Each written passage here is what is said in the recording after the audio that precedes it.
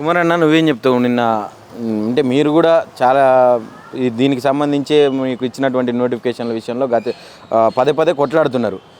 మిమ్మల్ని కూడా తీసుకుపోయారా? నిన్న నన్ను కూడా తీసుకుపోయారన్న. ఇంతకుముందు సీఎం గారు వస్తున్నప్పుడు మమ్మల్ని తీసుకుపోయి 2 రోజుల ముంగట తీసుకుపోయి కేసులు కూడా పెట్టారు, ఎఫ్ఐఆర్లు. ఏం మాట్లాడకుండా ఉన్నాయి. మేము పోస్ట్ ఆఫీస్ పోతే మా మీద కూడా కేసులు ఎఫ్ఐఆర్ చేసిరు. అప్పుడు ఎఫ్ఐఆర్ అయింది నా మీద, ఆస్మా మీద, మన కాశీ మీద. అవునా? ఇప్పుడు ఇదే నిరుద్యోగులని అరెస్ట్ చేయడం మామూలే, వదిలిపెట్టడం మామూలే ఏదన్నా నిరసనలు తెలిపితే. మరి ఎందుకు ఎఫ్ఐఆర్ దానికి ఎందుకు పోయిందంటావు? అంటే మీరేమన్నా వాళ్ళని అంటే ప్రభుత్వ ఆస్తులు కావచ్చు, ఇంకా ప్రభుత్వ ఉద్యోగుల మీద కావచ్చు, ఎలాంటి కొంచెం దుర్భాషలు ఆడడం ఇలాంటివి ఏమైనా చేసిరా? ఇప్పుడు మేము ఆ రోజు మాట్లాడిన దాంట్లో ఎక్కడైనా ప్రభుత్వానికి దుర్భాషలు ఆడినామా, ప్రభుత్వానికి వ్యతిరేకంగా స్లోగన్ ఇచ్చినామా? వీడియోలు చూడండి. మరి ఎందుకు పెట్టిర్రు మీరు? అంటే ఈ ప్రభుత్వం, కాంగ్రెస్ పార్టీ ప్రభుత్వం నిరుద్యోగులతో భయపడుతుంది అనేది స్పష్టంగా అర్థమవుతుంది. ప్రజాస్వామ్యం ఇచ్చినాం అని చెప్తున్నారు, ఏడో గ్యారంటీగా. ప్రజాస్వామ్యం కాదు. ప్రజాస్వామ్యం ఉంటే నిన్న అలా ముళ్ళ కంచెలు ఎందుకన్నా ఉస్మానియా యూనివర్సిటీలో అది లేకుండా రావాలి కదా. మేము 40,000 ఉద్యోగాలు ఇచ్చిన తర్వాత పోలీస్ వ్యవస్థ అవసరం లేదు, లేకుండా డైరెక్ట్ పోలీసు వాళ్ళు ఒక్కరు లేకుండా వస్తామన్నారు. మరి ఇప్పుడు అంటే మీరు నిజంగా మేము పని చేయలేదు, మేము 40,000 ఉద్యోగాలు ఇచ్చిన తర్వాత మేము ఏదో పని చేసినట్టు చూపించుకుంటాం, అప్పుడు పోలీసులు అవసరం అండి. నువ్వు 60,000 ఇచ్చినామన్నప్పుడే పోలీసులు వచ్చిరు, నువ్వు రేపు 40,000 అన్నప్పుడు పోలీసులు ఎందుకు రాలే?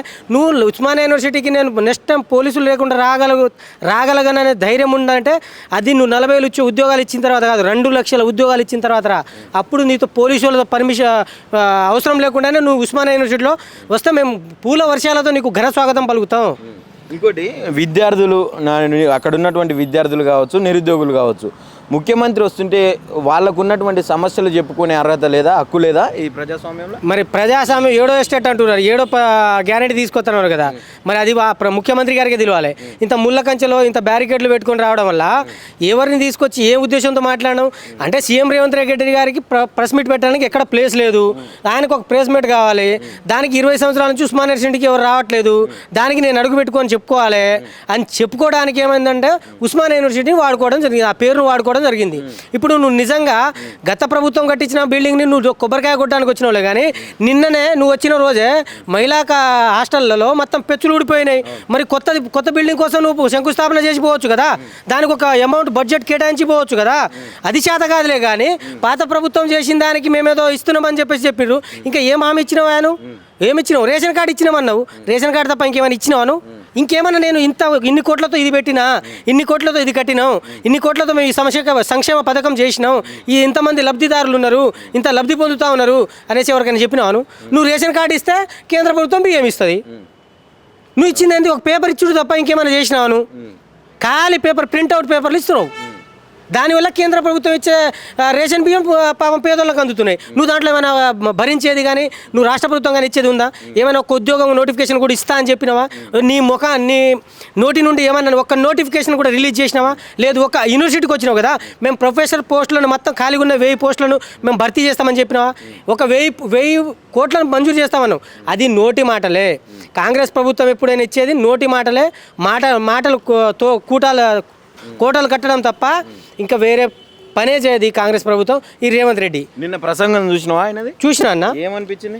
అంతా జూటా మాటలు, అబద్ధమా. ఇప్పుడు ఎప్పుడు జరిగేదన్నా ఎన్నికల ముంగటి నుంచి మేనిఫెస్టో అంటే 420, ఆ మేనిఫెస్టో 420 హామీలు, వీళ్ళు కూడా 420గా తయారయ్యారు. ఇప్పుడు 420 హామీలు అని వాళ్ళు చెప్పిన దాంట్లో, వాళ్ళు చూపించిన దాంట్లో గ్యారంటీగా వాళ్ళు చేస్తా ఉన్నాం. మేము 420 ఇచ్చినాం, మేము 420 కాలం కాబట్టి మేము 420 ఇచ్చినాం అంటున్నారు. దాంట్లో ఒక్కడైనా అమలైందా?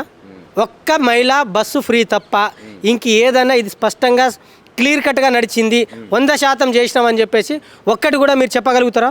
నిరుద్యోగులకు ఇప్పుడు మేము 40,000 ఉద్యోగాలను మేము గుర్తించాలి, ఖాళీలను గుర్తించాలి, ఆర్థిక శాఖ నుంచి క్లియరెన్స్ చేయాలన్నావు కదా.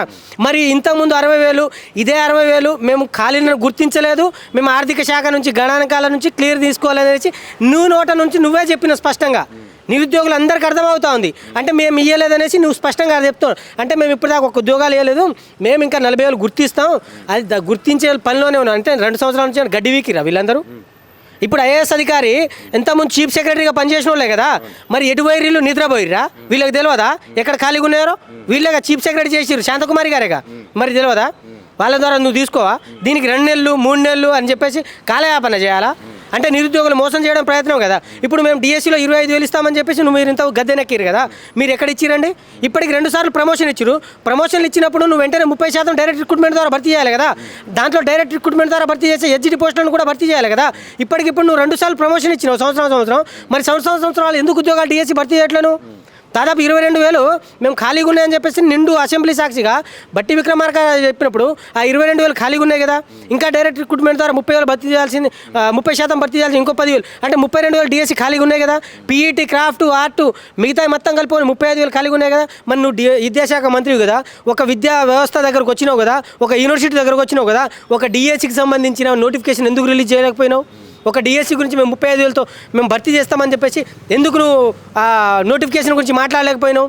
నువ్వు విద్యాశాఖ మంత్రి ఉన్నప్పుడు నువ్వు ఏం చేసినావు ఇప్పుడు దాకా? నువ్వు ముఖ్యమంత్రివి ప్లస్ విద్యాశాఖ మంత్రివి, అంటే విద్యాశాఖను ఖూని చేయడం పనిలో పడ్డావాను. మరి నిరుద్యోగులు ఇంకా విద్యా వ్యవస్థను సర్వనాశనం చేయడంలో ఉన్నావా? మరి విద్యాశాఖ మంత్రి ఎందుకు ఉంచుకున్నావు నీ దగ్గర? వేరే వాళ్ళకి ఇస్తేనే పని చేసేటోళ్ళు కదా. అంటే నిరుద్యోగులు అన్యాయం చేయడానికి అదేవిధంగా నువ్వు ఉస్మానియా యూనివర్సిటీకి వచ్చినావు కదా, గత 5 సంవత్సరాల నుంచి పెండింగ్లో ఉన్న స్కాలర్షిప్లు రిలీజ్ చేయలేందుకు? నువ్వు ఉస్మానియా యూనివర్సిటీకి వచ్చినప్పుడు పెండింగ్లో ఉన్న స్కాలర్షిప్ని ఎందుకు రిలీజ్ చేయకపోయినావు? మరి అది కూడా చెప్పాల్సిన బాధ్యత నీ పైన లేదా? ఒక విద్యాశాఖ మంత్రి కదా, 5 సంవత్సరాల నుంచి పిల్లలకి స్టైఫండ్ ఇవ్వట్లేదని చెప్పేసి వాళ్ళు పాస్ అయిన కాలేజీని వేరే చోట ఇస్తామంటే టీసీలు ఇస్తలేరు, సర్టిఫికేట్ ఇస్తలేరు. వాళ్ళు పీజీలు చేయాలన్నా వేరే పై కోర్సులు చదవాలన్నా నానా అవస్థలు పడతా ఉన్నారు. ఆ 3 సంవత్సరాలకు సంబంధించి కాలేజీ ఫీజులు కడతామన్నారు. నేనే పోయి కాలేజీ దగ్గర పోయి మాట్లాడి పోలీస్ కంప్లైంట్ ఇస్తే ఆ విద్యా సంస్థ మీద సర్టిఫికేట్లు ఇచ్చారు, టీసీ ఇవ్వలేదు. పాపం మొన్న పీజీ ఎంట్రన్స్ రాస్తే వాళ్ళకి ఇప్పుడు సర్టిఫికేట్ లేదు, టీసీ. మరి వాళ్ళు ఏం చెప్పాలి? ఎవరికి చెప్పాలి? 70,000 కట్టమంటారా, 80,000 కట్టమంటారా? పోనీ ఆ అమౌంట్ వీళ్ళు అకౌంట్లో వేస్తున్నావా? లేదు, అదే కాలేజీ వేస్తావు. వీళ్ళు పైసలు కడతారు, ఆ కాలేజీ అంటే 2 చోట్ల విద్యా సంస్థలను బాగుపెట్టడంలోనే ఈ ప్రభుత్వం ముంగటుంది. కానీ విద్యార్థులను, నిరుద్యోగులను, రైతులను, పేద ప్రజలను పట్టించుకోవడంలో ఈ ప్రభుత్వం పూర్తిగా ఫెయిల్ అయింది. ఈ తెలంగాణ ప్రభుత్వంలోనే కొట్లాడి తెచ్చుకునేది మూడో విషయమే, నీళ్లు, నిధులు, నియామకాలు లేవు. నీళ్లు లేక రైతులు అరగోసలు పడుతున్నారు, యూరియా లేకుండా హరిగోసలు పడుతూ ఉన్నారు, ఉద్యోగాలు లేక విద్యార్థులు హరిగోసలు పడుతూ ఉన్నారు. నిధులు అయితే మాత్రం రాజకీయ నాయకులు ఇంట్లో పోతూ ఉన్నాయి. దీని విషయంలోనే ప్రభుత్వం ముందుకు పోతూ ఉన్నాయి. ఓవరాల్గా ఏం చెప్తావు ఎపిసోడ్? మరి ఇంకో 2-3 రోజులలో సెప్టెంబర్ 5లోగా ఉపాధ్యాయుల దినోత్సవంలోగా రాష్ట్ర ప్రభుత్వం టీచర్ నోటిఫికేషన్ ఇవ్వకపోతే మాత్రం ఈ రాష్ట్ర ప్రభుత్వం ముఖ్యమంత్రి ఇల్లు కానీ, అసెంబ్లీ కానీ సంబంధించిన విద్యాశాఖ బోర్డు కానీ మేము బరాబర్ పోరాడతాం, వాటిని ముట్టడిస్తాం. అదేవిధంగా డిఎస్సిలో మేము 2 సంవత్సరాల నుంచి తిరుగుతూ ఉన్నాం. 80% స్కూల్ అసిస్టెంట్ పోస్టులు ప్రమోషన్లు పోతూ ఉన్నాయి. అవి వెంటనే ప్రమోషన్ కోటా తగ్గించాలి, డైరెక్ట్ రిక్రూట్మెంట్ కోటా 80% పెంచి మా బీఈడీ వాళ్ళకు న్యాయం చేయాలి. లేకుంటే ఈ రాష్ట్ర ప్రభుత్వానికి ఏ విధంగా స్థానిక సంస్థల బుద్ధి చెప్పాలో మేము నిరుద్యోగులం బరాబర్గా ఆ విధంగా బుద్ధి చెప్తా ఉన్నాం. అదేవిధంగా మా మీద పెట్టిన అక్రమ కేసులను కూడా వెంటనే వెత్తేయాలి. Thank you brother.